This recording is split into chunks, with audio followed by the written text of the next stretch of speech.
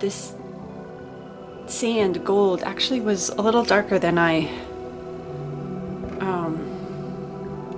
was planning on or anticipated. So hopefully the anchor still pops out. I also went with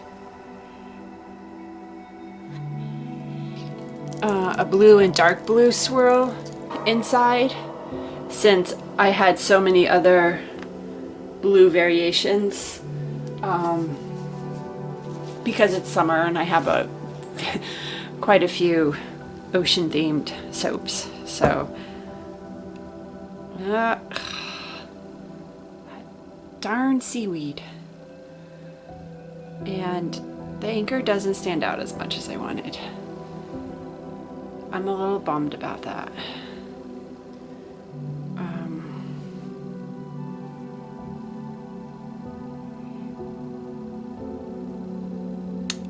Yeah.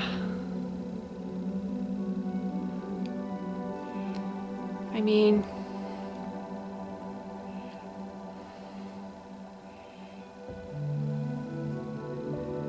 it's not the end of the world, but I probably should have coated it in something. Oh well. I mean, on the bright side, I did add the fish, which give it something going on.